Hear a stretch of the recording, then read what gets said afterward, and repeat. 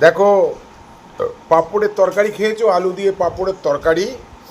আজকে আমি কিন্তু আলু দিয়ে পাঁপড়ের তরকারি মাখানো হয়ে গেছে, এবার আমি খাচ্ছি। হুম, দারুণ,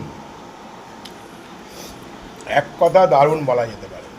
সবাই খাচ্ছে কিন্তু আমাদের সব পাঁপড়ের তরকারি। তুমি খাচ্ছ? আজকে মেনুটা বলে দিই আমি। হ্যাঁ, বলো বলো বলো দেখি। আজকে হয়েছে পাপড়ের তরকারি, আলুর নতুন রেসিপি। আচ্ছা। আর পটল হচ্ছে পোস্ত, সরষে দিয়ে পটল পোস্ত হয়েছে, মানে সর্ষে পটল, হ্যাঁ, ভাপা টাইপের। ভাপা।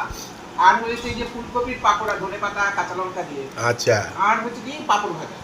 আর ওর দই সাথে আছে, টক সাথে দই আছে। আছে, টক। হ্যাঁ, হ্যাঁ, টক দই আছে। তার সাথে আচ্ছা শনিবার। ঠিক আছে। ওকে ওকে, দারুণ মেনু। দারুণ মেনু, নতুন মেনু একটা। পাপড়টাও খুব ভালো হয়েছে। হুম, হুম।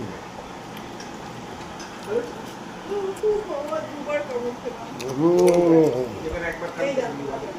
হ্যাঁ, কেটে গেল।